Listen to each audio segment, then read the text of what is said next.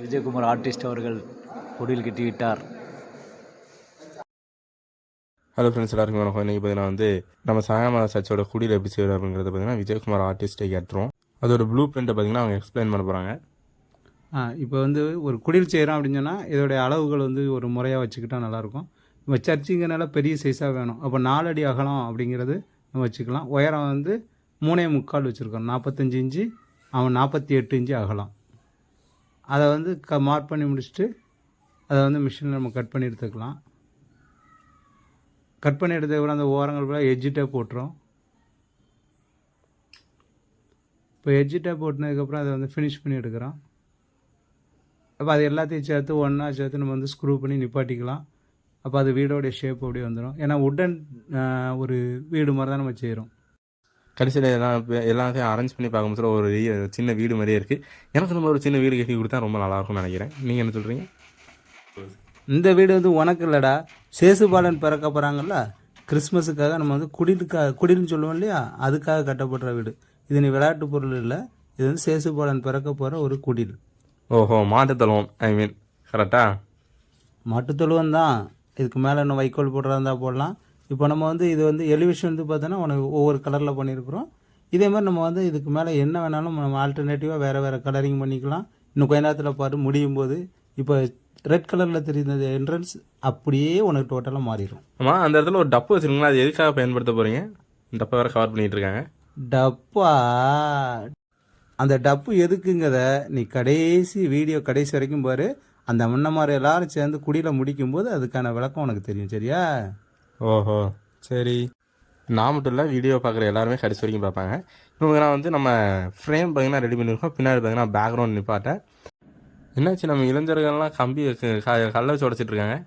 கம்பி திடீர்னு நம்ம கட் பண்ணுறது கட்டிங் பிளேயர் இல்லாத சமயத்தில் ஒரு கல் வச்சு அதை தட்டும்போது என்ன செய்யும், அது கட்டாயி நம்ம ஈஸியாக எடுத்துக்கலாம். இப்போ பார்த்தீங்கன்னா நம்ம இந்த இதுக்கு பார்த்தீங்கன்னா மேலே ஒரு பெரிய டெஸ்க் போட்டிருக்கோம். அது கீழே பார்த்தீங்கன்னா இன்னொரு பெஞ்ச் போட்டு அது கீழே பார்த்தீங்கன்னா 3 பெஞ்ச் வச்சு நம்ம ஃபுல்லாக நம்ம தேவையான இடத்துல பேப்பர்லாம் சுருட்டி போட்டு நம்ம பார்த்தீங்கன்னா அரேஞ்ச் பண்ணியிருக்கோம். அப்போ அந்த டப்புக்குள்ளே என்னமோ சாக்குப்பையெல்லாம் போட்டுட்ருக்காங்க. அது என்னது? அதாவது ஒரு பிளாஸ்டர் பேரிஸை நம்ம போடுறோம் அப்படின்னு சொன்னால் ஃப்ளக்ஸுக்கு மேலே, இப்போ நம்ம போட்டிருக்கிறது ஃப்ளக்ஸு, அந்த ஃப்ளக்ஸுக்கு மேலே டைரெக்டாக நம்ம நினைச்ச முடியாது, பிளாஸ்டர் பேரிஸ் நம்ம அப்ளை பண்ண முடியாது. ஸோ அப்போ அதுக்கு என்ன செய்கிறோம் அப்படின்னா, ஒரு சாக்குப்பை வேஸ்ட்டாக போன ஒரு சாக்குப்பை எடுத்து அதை நல்லா பிளாஸ்டரை மிக்ஸ் பண்ணிவிட்டு அதை உள்ளே முக்கி எடுத்து அந்த சாக்கு அதுக்கு மேலே அதை பற்றி முக்கி எடுத்து அதுக்கு மேலே போட்டுட்டு அதுக்கப்புறம் அதுக்கு மேலே தேவையான பிளாஸ்டர் நம்ம ஊற்றினோம்னா நல்லா ஒட்டிக்கும். இது இந்த மாதிரி ஒரு தண்ணியை தேக்கணும், தண்ணியை நிப்பாட்டணும் அப்படிங்கிற இடங்களுக்கு இந்த மாதிரி நம்ம இந்த முறையை பயன்படுத்துவோம். இப்போ பார்த்தீங்கன்னா அந்த ஃப்ளக்ஸ் மேலே பார்த்தீங்கன்னா ஸ்ப்ரே பாயிண்ட் பார்த்தீங்கன்னா அடிச்சிட்டுருவோம். அது பார்த்தீங்கன்னா அடித்தா நம்ம அண்ணன்ட்டே ஏற்றுவோம். பேச முடியாதுல்ல, ஆக்ஷன் இருக்குமா? இது ஆக்ஷனுங்க, இது ஆக்ஷன்.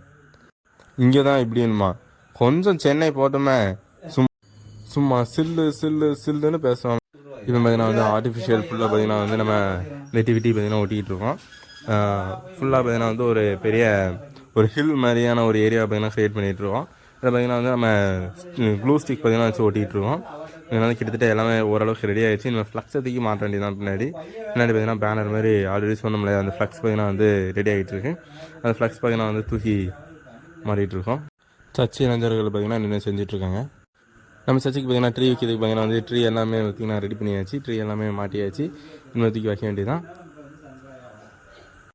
இந்த லாங் ஆர்டிஃபிஷியல் கிராஸை தான் பார்த்தீங்கன்னா சின்னதாக வெட்டி பார்த்தீங்கன்னா நம்ம அந்த மவுண்டைன் மாதிரி பார்த்தீங்கன்னா செஞ்சிட்ருக்கோம். புல்லு கிளம்பி தான் வச்சிட்ருக்கோம். இது மேலே ஆர்டிஃபிஷியல் ஆடு வைக்கும் போது ரியலாக இருக்கும்.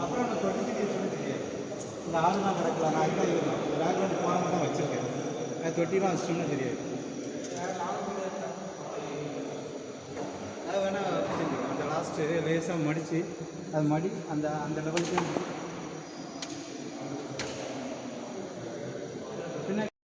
க்ளூ ஸ்டிக்கை பார்த்தீங்கன்னா கேண்டிலில் பார்த்தீங்கன்னா ஹீட் பண்ணி அந்த கிராஸுக்கு பின்னாடி பார்த்தீங்கன்னா வச்சு நம்ம கிராஸாக ஓட்டிக்கிட்டு இருக்கோம். ஃபுல்லாக பார்த்தீங்கன்னா ஒரு மவுண்டன் மாதிரி ரெடி பண்ணியிருக்கோம். அதில் நீங்கள் பார்த்துருப்பீங்க ஃபஸ்ட்டே ஒரு எலும்பு மாதிரி இருந்தது பார்த்தீங்கன்னா ஒரு செலலாம் கொடுத்து ஒரு பல்ஜியான ஒரு மவுண்டன் மாதிரி பார்த்தீங்கன்னா செஞ்சுட்ருக்கோம். பேக்ரவுண்ட் பார்த்தீங்கன்னா கிட்டத்தட்ட ஒட்டியாச்சு.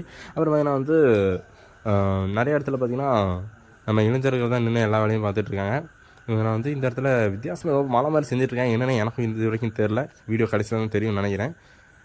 பிளாக் கலர் பெயிண்ட் பார்த்தீங்கன்னா ஸ்ப்ரே பண்ணியாச்சு. அது ஏதோ ஒரு மவுண்டைன் மாதிரி தான் க்ரியேட் பண்ணுறாங்கன்னு நினைக்கிறேன்.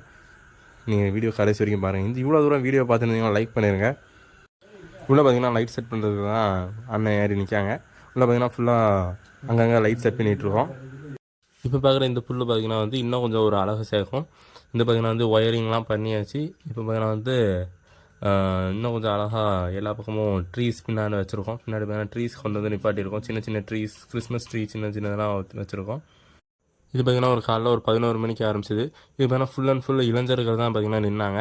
அதனால் நீங்கள் இளைஞனாக இருந்து இந்த குடில் செய்கிறதுக்கு நீங்கள் ஹெல்ப் பண்ணியிருந்தீங்க அப்படின்னா உங்கள் பேரை பார்த்தீங்கன்னா கீழே கமெண்ட் பண்ணி விடுங்க.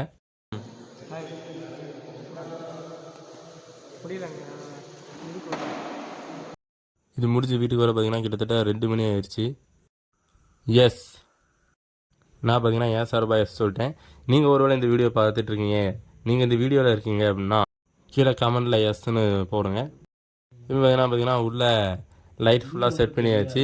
இதை பார்த்தீங்கன்னா வந்து அடுத்த நாள் சண்டே காலையில் வந்து தெரியக்கூடாது அப்படின்னு சொல்லி ஃபுல்லாக பார்த்தீங்கன்னா மூடிட்டோம்.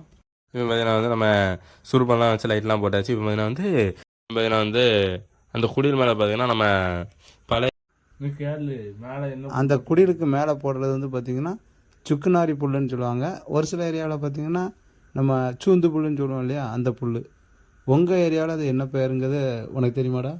எனக்கு தெரியல. நான் உங்கள் ஏரியா தானே. உங்கள் ஏரியா என்னன்னு சொல்லுவாங்க?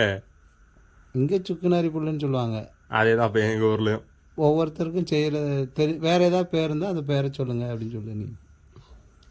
ஆமாம், உங்களுக்கு வேறு ஏதாச்சும் புல் நேம் தெரியும் அப்படின்னா கீழே கமெண்ட் பாக்ஸில் கமெண்ட் பண்ணிடுங்க. வேணா மேலே பார்த்தீங்கன்னா ஸ்டார் பார்த்தீங்கன்னா வித்தியாசம் பார்த்தீங்கன்னா வந்து மினிங்கிட்டு இருக்குது. அது ஸ்டார் பார்த்தீங்கன்னா வந்து உள்ள லைட் பார்த்தீங்கன்னா செட் பண்ணி மேலே ஸ்டார் பார்த்தீங்கன்னா கட் அவுட் பண்ணியிருக்கோம். இப்போ பார்த்தீங்கன்னா வந்து இந்த குளம் பார்த்தீங்கன்னா எப்படி என்ன பண்ணியிருக்காங்க, இது என்ன கான்செப்ட்னு எனக்கு புரியலை. ஆர்டிஸ்டே கேட்டுருவோம். அதாவது இப்போ வந்து பார்த்தா நம்ம வந்து நெல்லை மாவட்டத்தில் கடந்த 20ஆம் தேதி பார்த்தா மிகப்பெரிய ஒரு வெள்ளம் வந்தது.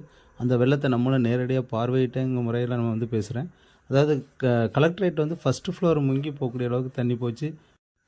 பல பேரை வந்து படகுல போய் தான் மீட்டுட்டு வர முடிஞ்சுது, சேவியர் காலனி எல்லா இடமுமே. அதனால தான் நம்மளும் சேசுபாலனை படகுல வச்சுருக்காங்க. படகுல தத்தளிச்சுட்டு அவர் நம்ம எல்லாரையும் மீட்டதுனால தான் அவரை நம்ம வந்து அதை மையப்படுத்தி வச்சுருக்கிறோம். அவ்வளோதான், இந்த வீடியோ பார்த்தீங்கன்னா முடிஞ்சிருச்சு. இந்த வீடியோ பிடிச்சிருந்துச்சுன்னா லைக் பண்ணுங்கள், ஷேர் பண்ணுங்கள், சப்ஸ்கிரைப் பண்ணுங்கள். ஐ ஆம் பிரி, தேங்க்ஸ் ஃபார் வாட்சிங், பாய். எத்தனை வாட்டி கமெண்ட் பண்ண சொன்னான்னு கீழே கமெண்ட் பண்ணிடுங்க.